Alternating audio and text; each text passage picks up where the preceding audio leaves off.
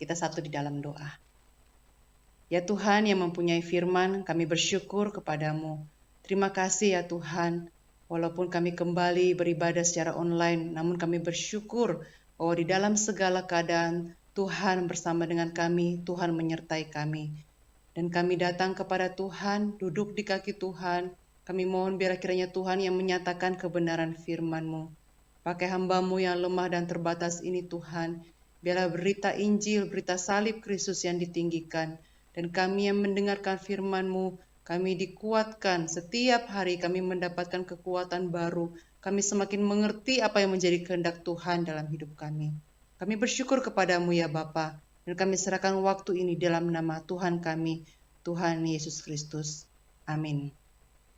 Jemaat yang dikasih Tuhan, saat ini kita berbicara tentang love your neighbor atau kasihilah sesamamu. Sebenarnya kalau bisa dikatakan tidak terlalu sulit ya bagi kita untuk menemukan orang-orang di sekitar kita yang mengasihi sesama kita. Entah itu ada mungkin dekat dengan kita, atau mungkin kita bisa juga lihat di sosmed, di media-media berita. Nah saudara, di sosmed itu banyak sekali video-video yang menunjukkan tindakan kasih orang-orang kepada sesamanya. Ya, bisa jadi itu dengan memberikan sumbangan, memberikan bantuan kepada orang lain. Nah, saudara, di acara Kick Andy, kalau saudara suka menonton, menyaksikan acara ini, itu banyak sekali cerita-cerita inspiratif yang menunjukkan kasih kepada sesama. Nah, saudara, bahkan ada kisah-kisah yang juga menunjukkan kasih yang tidak biasa. Nah, salah satunya pernah terjadi di sekitar bulan Maret tahun 2019 yang lalu. Nah, saudara, pada saat itu ada seorang teroris yang bernama Brenton Tarrant yang berumur sekitar 28 tahun. Nah, saudara, Brenton ini adalah seorang yang anti-Muslim, anti-imigran, dan orang yang sangat mengagungkan supremasi kulit putih. Nah, apa yang dia lakukan? Yaitu dia melakukan teror di 2 masjid dengan menembaki orang-orang Muslim yang sedang beribadah di sana. Dan dilaporkan dia itu menewaskan 51 warga Muslim di Christchurch di New Zealand. Nah, saudara, dalam peristiwa penembakan itu ada seorang lelaki tua, bapak tua yang duduk di kursi roda yang tidak tertembak dan dia juga tidak mengalami luka. Tapi di hadapannya tersungkur istrinya dalam keadaan tertembak dan meninggal dunia. Dan di situ dia hanya bisa duduk diam dan nangis menyaksikan istrinya yang meninggal di hadapannya. Nah, saudara, hal itu ternyata menarik perhatian, khususnya para wartawan. Lalu ditanyakan kepada bapak ini, apa yang kau pikirkan pada saat hal itu terjadi? Lalu dia menjawab bahwa aku tidak tahu apa yang dilakukan oleh anak muda ini. Aku hanya berdoa dan memohon kepada Allah supaya Allah mengampuni dia. Allah mengampuni dia. Itu doa saya. Saudara, dia bukan orang Kristen, tapi hatinya itu sangat ideal. Dan seperti yang diajarkan di dalam Alkitab tentang bagaimana berdoa bagi musuh. Nah, saudara, kita ini selalu berhadapan dengan contoh-contoh manusia-manusia yang baik hati.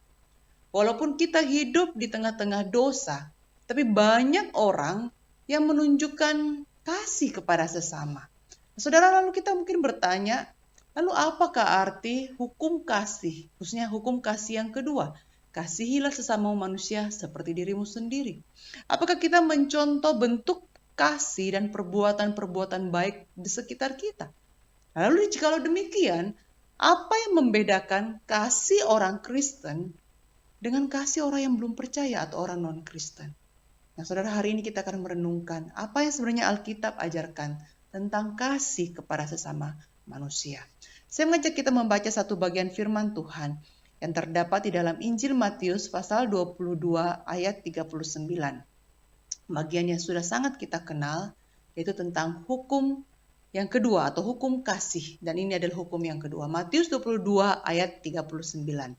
Dan hukum yang kedua yang sama dengan itu ialah, kasihilah sesamamu manusia seperti dirimu sendiri. Ini adalah hukum yang kedua. Saudara, lalu saya mengajak kita membuka lagi satu bagian firman Tuhan yang terdapat dalam 1 Yohanes pasal 4 ayat 7 sampai 12. 1 1 Yohanes pasal 4 ayat 7 sampai 12. Saya akan membacakan untuk saudara. Firman Tuhan berbunyi demikian. Saudara-saudaraku yang kekasih, marilah kita saling mengasihi, sebab kasih itu berasal dari Allah. Dan setiap orang yang mengasihi lahir dari Allah dan mengenal Allah. Barang siapa tidak mengasihi, ia tidak mengenal Allah, sebab Allah adalah kasih. Dan dalam hal inilah kasih Allah dinyatakan di tengah-tengah kita, yaitu bahwa Allah telah mengutus anaknya yang tunggal ke dalam dunia, supaya kita hidup olehnya. Inilah kasih itu. Bukan kita yang telah mengasihi Allah, tapi Allah yang telah mengasihi kita dan telah mengutus anaknya sebagai pendamaian bagi dosa-dosa kita. Saudara-saudaraku yang kekasih, jikalau Allah sedemikian mengasihi kita, maka haruslah kita juga saling mengasihi. Tidak ada seorang pun yang pernah melihat Allah. Jika kita saling mengasihi, Allah tetap di dalam kita dan kasih-Nya sempurna di dalam kita. Nah, saudara, minggu yang lalu saudara telah belajar tentang mengasihi Allah. Dan hari ini kita lanjutkan dengan mengasihi sesama. Nah, saudara, yang menarik di sini, ternyata kasih kepada Allah harus dengan segenap hati, segenap jiwa, segenap kekuatan, segenap akal budi. Kasih kepada Allah. Tetapi kasih kepada sesama cukup dengan seperti mengasihi diri sendiri. Tidak melebihi kasih kepada diri sendiri. Juga tidak dengan segenap hati, segenap jiwa, segenap kekuatan, segenap akal budi. Jadi ada ukuran yang berbeda. Bagaimana kita mengasihi Allah dan mengasihi sesama. Nah, saudara, mengasihi Allah lebih daripada mengasihi diri sendiri. Tapi mengasihi kepada sesama tidak boleh lebih dari kasih kita kepada Allah. Cukup dengan mengasihi. Cukup sama dengan mengasihi diri sendiri. Saudara, jadi jangan kita berpikir bahwa baik jikalau kita mengasihi manusia lebih daripada mengasihi diri sendiri. Saudara, salah. Itu adalah porsi yang hanya bisa kita berikan untuk Tuhan. Tidak boleh manusia dikultuskan, tidak boleh manusia dikasihi melebihi kasih kita kepada Allah. Cukup dengan mengasihi manusia seperti kita mengasihi diri sendiri. Nah, saudara, hanya Allah yang boleh dikasihi lebih daripada diri sendiri. Lalu bagaimana kita mengerti mengasihi sesama dalam konteks hukum kasih di sini? Nah, saudara, hal ini harus kita mengerti dalam satu kesatuan dan satu prinsip yang ada dalam Alkitab dan tidak boleh terlepas dari bagian Alkitab yang lainnya. Nah, saudara, biasanya kita kebanyakan mengambil contoh mengasihi sesama itu dari perumpamaan apa, saudara? Perumpamaan orang Samaria yang baik hati. Nah, saudara, perumpamaan orang Samaria yang baik hati ini sebenarnya hanyalah satu contoh sebagai shock terapi, khususnya bagi ahli-ahli Taurat atau seorang ahli Taurat yang bertanya kepada Yesus pada saat itu. Saudara, orang Samaria ini kita ketahui bahwa dia ini adalah keturunan 10 suku yang kawin campur dengan bangsa Asyur. Jadi mereka ini sebenarnya tidak seiman dengan orang Yahudi. Mereka tidak mengakui Yerusalem. Mereka membangun sendiri tempat ibadah di Bukit Gerizim. Ya, saudara, jadi perumpamaan ini diberikan oleh Tuhan Yesus untuk menjelaskan maksud sebenarnya. Yaitu bahwa orang Samaria pun yang tidak seiman dengan mereka pun, yaitu tidak seiman dengan orang Yahudi pun, sebenarnya mengerti siapa sesamanya. Jadi ini sebenarnya untuk membungkam ahli Taurat yang saat itu mau membenarkan dirinya dengan bertanya kepada Tuhan Yesus. Lalu Tuhan Yesus siapa? Lalu Yesus siapa sesamaku manusia? Jadi Yesus seolah-olah berkata, kamu sebenarnya tahu kok siapa sesamamu manusia. Melalui cerita orang Samaria yang baik hati. Kamu tahu, kamu hanya perlu pergi dan perbuatlah demikian. Nah, saudara, tapi kita tidak bisa berhenti hanya dengan mencontoh apa yang dilakukan oleh orang Samaria yang baik hati itu. Karena jikalau kita berpikir demikian, maka sebenarnya kita akan bertemu lagi dengan kisah-kisah orang-orang yang luar biasa dalam mengasihi sesamanya manusia.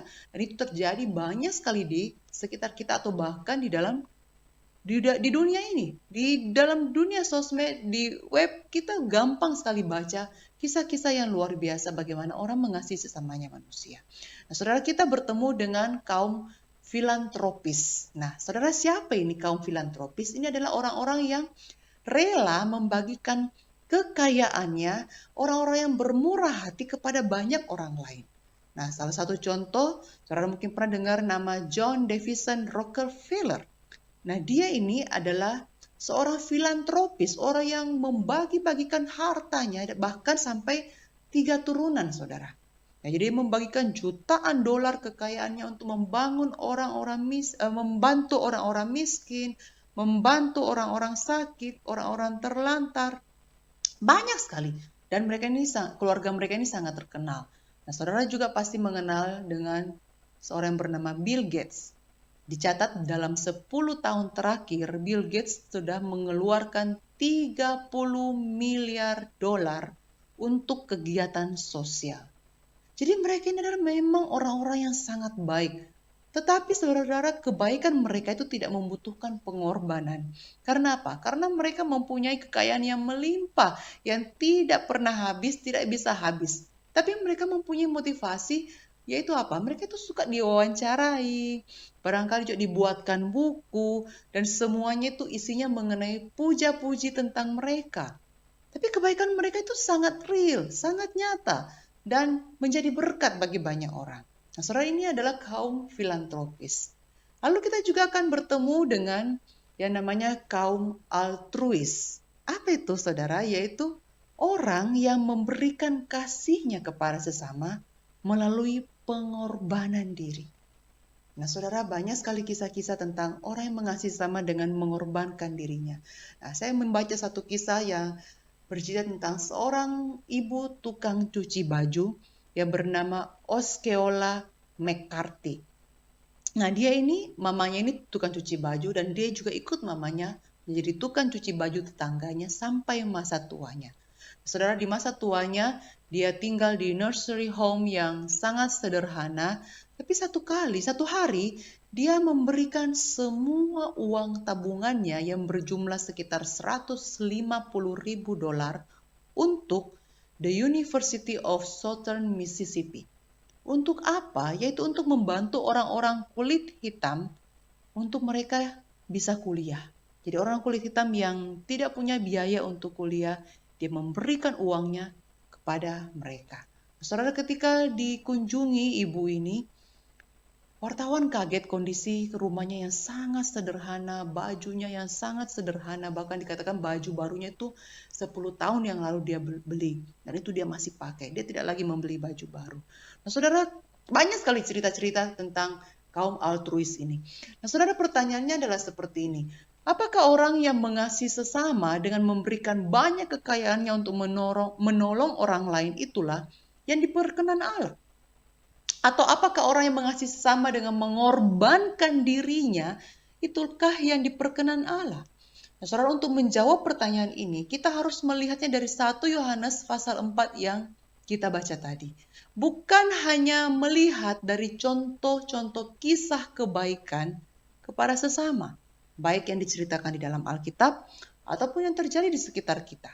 Karena jika demikian, saudara, kita akan terjebak dengan yang namanya existential goodness. Apa itu? Yaitu kebaikan hasil upaya manusia atau kebaikan yang terjadi dari proses alami. Nah, saudara, misalnya begini. Orang tua yang baik akan mendidik anaknya dengan baik. Dan biasanya orang tua yang baik akan menghasilkan anak-anak yang baik juga. Demikian sebaliknya, kalau orang tua yang tidak baik atau hanya mengeluarkan kata-kata kasar, saudara bisa menebak anak-anak seperti apa yang akan dihasilkan nanti. Ya, saudara, ini adalah kebaikan hasil pengalaman, ya. Jadi manusia itu produk dari lingkungannya. Ya, saudara, bukan berarti bahwa konsep ini dibuang, tapi saudara, sebaik-baiknya orang tua mendidik anaknya, tidak mungkin bisa memenuhi tuntutan kasih yang Allah inginkan. Kenapa, saudara? Saudara, jikalau benar kebaikan eksistensial atau kebaikan hasil upaya manusia atau hasil proses alami ini bisa diperkenan Tuhan, maka saudara, Mahatma Gandhi itu lebih baik daripada Tuhan Yesus. Kenapa saudara? Nah saudara, Mahatma Gandhi sejak dia mengabdikan dirinya untuk melayani orang-orang India yang miskin, yang terlantar, dia itu mengalami banyak cercaan dan aniaya. Tetapi Gandhi tidak pernah marah. Dia itu sangat sabar. Saudara, mari kita bandingkan dengan Tuhan Yesus. Ketika Yesus masuk di bait Allah dan melihat orang-orang berjualan di sana, apa yang dia lakukan? Diambil cambuk, lalu mengusir orang-orang yang berjualan itu, membalikkan mejanya, buka atau melepaskan jualan binatang-binatang jualan orang-orang di bait Allah. Saudara, semarah-marahnya kita barangkali kita tidak pernah membalikkan atau membanting meja. Tapi Tuhan Yesus melakukan itu. Siapa yang lebih baik di mata manusia? Manusia akan mengatakan, oh Gandhi lebih baik daripada Tuhan Yesus. Atau seandainya Gandhi kalau diberikan karunia menyembuhkan, maka saudara dia akan pergi ke semua rumah sakit di India dan menyembuhkan semua orang di India. Tapi kita lihat Tuhan Yesus. Ketika dia ke kolam Bethesda, hanya satu orang yang dia sembuhkan saudara. Saudara, di mata manusia, Gandhi lebih baik daripada Tuhan Yesus.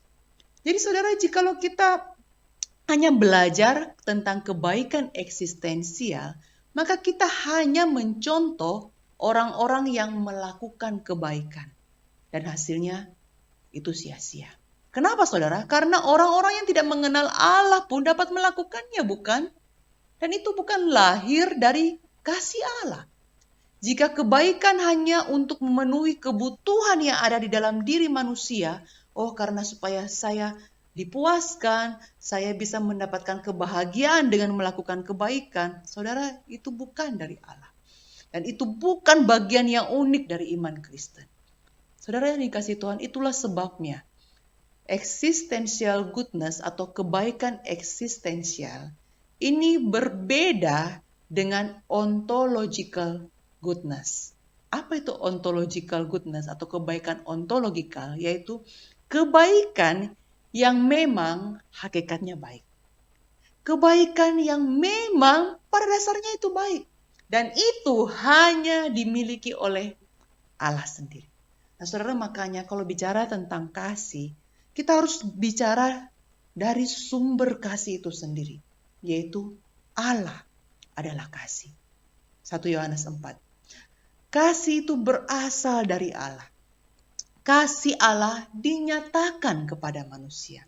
Jadi saudara, patokan kita melihat kasih bukan melihat kasih manusia kepada sesamanya. Tetapi kasih Allah yang dinyatakan kepada manusia melalui pengorbanan Kristus bagi pengampunan dosa umatnya. Saudara, inilah kasih yang beranugerah. Kasih yang hanya dianugerahkan kepada orang-orang percaya. Nah saudara, pertanyaannya adalah mengapa kasih seperti itu harus dianugerahkan? Kenapa harus dianugerahkan? Karena tidak ada seorang pun yang benar-benar mampu mengasihi sesamanya manusia. Tidak ada saudara. Saudara, kasih kita ini sering kali bersyarat. Kasih kita ini sering kali mempunyai motif. Saudara, kita ini hanya mampu mengasihi orang-orang yang mengasihi kita, bukan? Atau orang-orang yang punya relasi dengan kita. Ya, walaupun mungkin orang itu tidak atau kurang mengasihi kita, tapi karena dia saudara saya, karena dia pasangan saya, karena dia anak saya. Jadi kasih kita ini ada hubungan karena relasi. Kita bisa mengasihi karena ada relasi. Kasih manusia atau kasih kita juga itu sering dibalut dengan berbagai maksud. Entah supaya dipuji orang, kita posting. Entah untuk promosi brand toko kita mengasihi orang. Ada brandnya di sana. Entah juga itu karena bermaksud untuk mengumpulkan pahala. Untuk upah kita nanti.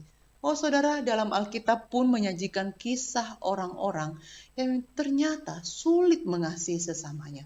Bahkan oleh orang-orang yang dekat dengan Tuhan. Saudara, salah satu contoh yaitu Daud. Saudara, Daud itu dikenal atas kemurahan hatinya yang tidak membunuh Saul pada saat dia punya kesempatan. Pada saat itu Saul itu sangat benci dia. Tapi saat Daud punya kesempatan untuk membunuh Saul, Daud tidak lakukan. Tapi saudara tahukah saudara, di akhir hidup Daud itu ternyata masih menyimpan kemarahan dan kebencian kepada Yoab panglimanya, kepada Simei, orang yang pernah mengutuknya. Saudara bisa baca itu dalam 1 Raja-Raja pasal 2. Sampai di akhir hidupnya dia kasih tahu anaknya Salomo, kau tahu si tua Yoab itu, jangan biarkan dia masuk ke lubang kubur dalam keadaan damai. Kau tahu orang Simei itu yang pernah mengutuki saya, biarkan dia masuk ke lubang kubur dengan berdarah. Sampai seperti itu saudara. Saudara, lalu bagaimana juga dengan orang-orang yang mengalami kepahitan dalam hidupnya?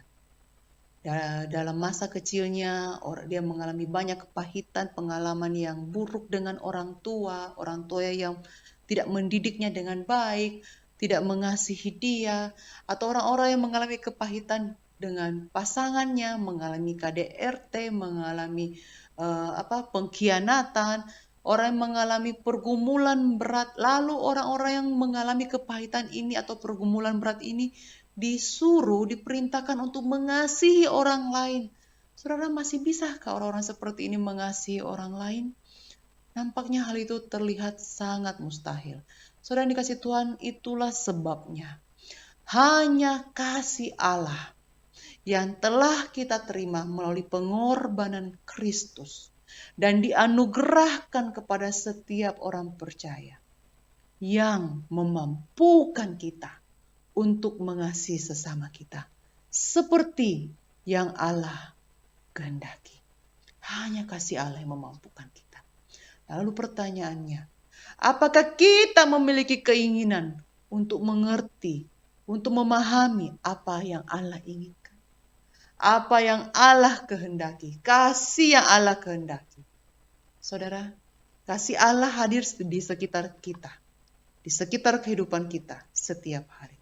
Dan itu hanya butuh kepekaan di dalam hati kita untuk mengambil kesempatan menyatakan kasih Allah. Nah, hal ini hanya dimiliki oleh orang-orang Kristen yang memang sungguh-sungguh mau mencari kehendak Allah, mencari kehendak Tuhan. Saat dia mengikuti ibadah setiap minggu, dia sungguh-sungguh membuka hatinya. Dia menyadari bahwa hamba Tuhan yang berbicara di mimbar saat ini adalah orang-orang yang dipakai oleh Tuhan. Dan dia mau cari tahu apa yang Tuhan mau untuk dia. Dia buka hatinya, buka pikirannya untuk siap diatur oleh firman Tuhan. Nah, saudara, dia sangat sadar bahwa Tuhan ingin dia mendemonstrasikan kasih dari Kristus. Nah, saudara, apakah kita adalah orang Kristen semacam ini? Kita menyadari, kita mengerti bahwa perintah mengasihi sesama manusia ini bukan aturan manusia, bukan rencana manusia, bukan norma manusia, juga bukan ajaran agama supaya kita menjadi orang yang baik. Bukan, saudara. Tetapi ini lahir dari Roh Kudus yang sudah kita terima melalui anugerah salib Kristus. Nah, saudara, kasih Allah ditanamkan di dalam diri orang-orang yang mendapatkan anugerah.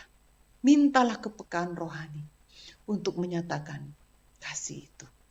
Nah, saudara, saya pernah mendengar kisah atau kesaksian yang diceritakan oleh seorang hamba Tuhan, di mana hamba Tuhan ini mengenal seorang ibu yang pada saat itu ibu itu punya 3 anak, dan anak yang ketiganya itu masih dalam kandungan. Pada saat dia sedang hamil anak ketiga, dia mendapati suaminya berselingkuh dengan pembantu rumah tangganya di kamar pembantunya. Wow, saudara, itu hal yang sangat menyakitkan. Akhirnya dia usir suaminya. Pergi kau, tinggalkan kami. Lalu suaminya masih dengan sombong mengatakan, ya oke, kau akan cari saya nanti. Dan akhirnya, saudara, singkat cerita, suaminya itu pergi meninggalkan anak istrinya, lalu dia tinggal dengan seorang janda, ya, lalu tinggal dengan perempuan lain. Saudara, 18 tahun kemudian, jadi anak yang di dalam kandungannya itu sudah berusia 18 tahun, suaminya ini kena stroke. Nah, wanita yang tinggal bersama dengan dia, ya janda itu, tidak mau lagi urus dia. Lalu janda ini mengembalikan si suami ini ke orang tua suami ini. Jadi pulanglah kau ke rumah orang tuamu, saya nggak mau urus. Ketika pulang ke rumah orang tuanya ini sudah juga kewalahan mengurus si suami ini. Akhirnya orang tuanya ini menelpon istri, ya sang istri yang ditinggal itu, untuk menerima kembali suami, mengurus dia. Nah saudara, pada saat itu sang istri ini bertemu dengan pendeta ini, pendeta yang menceritakan kisah ini, lalu dia bertanya kepada Pak Pendeta, Pak, apa yang harus saya lakukan? Pak Pendeta ini menjawab, saya tidak tahu. Lalu sang istri mengatakan, saya benci sekali dengan suami saya karena apa yang dia telah lakukan kepada kami.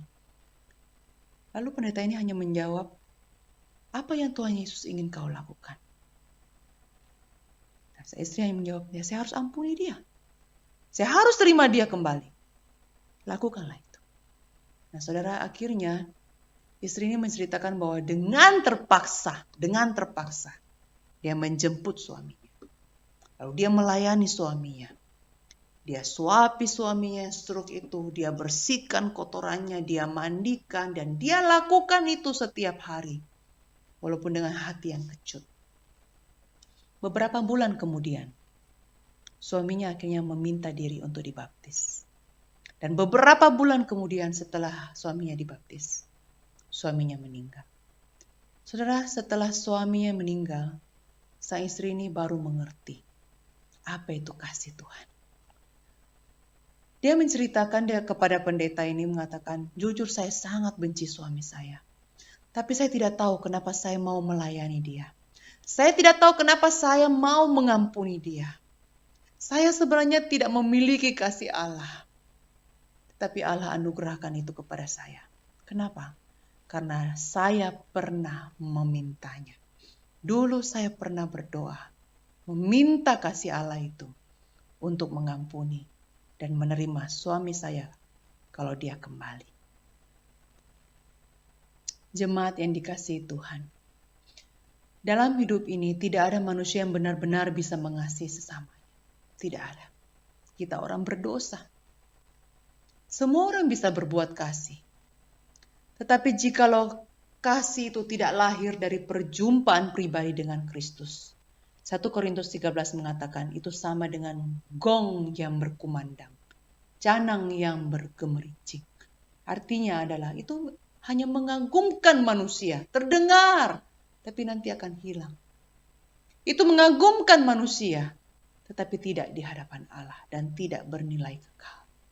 Saudara, kasih itu bukan hanya bersalam-salaman, senyum, dan berbuat baik saja.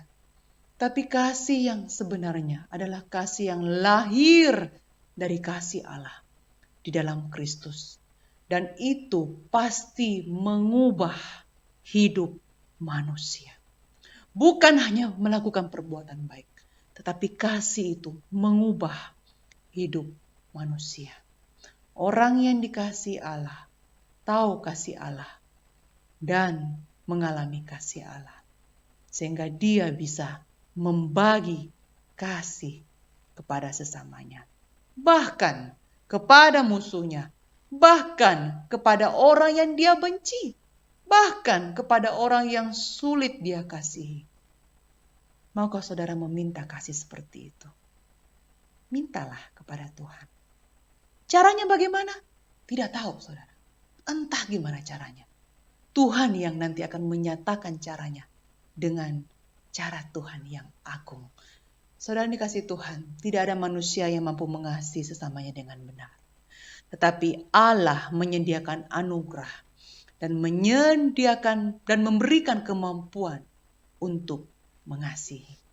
Berdoalah setiap hari untuk meminta kasih Allah dinyatakan di dalam hidup saudara. Dan jikalau kesempatan itu datang, kesempatan itu ada, lakukanlah. Lakukanlah. Amin. Mari kita berdoa. Ya Tuhan Bapa di dalam surga, kami menyadari betapa kami lemah dan terbatas. Kami tidak tahu bagaimana caranya kami mengasihi. Kami mengasihi dengan cara kami sendiri. Dan kami tidak tahu bagaimana kami mengasihi dengan cara yang Tuhan berkenan. Tuhan, firman-Mu pada hari ini kembali mengingatkan kami ya Tuhan. Tolong kami ya Tuhan untuk mengasihi seperti yang Tuhan inginkan. Kami mohon biarlah kasih yang Tuhan anugerahkan kepada kami. Kasih itu kami nyatakan kepada sesama kami, kepada orang lain. Dan kasih itu hanya lahir dari kasih Allah yang sudah kami terima.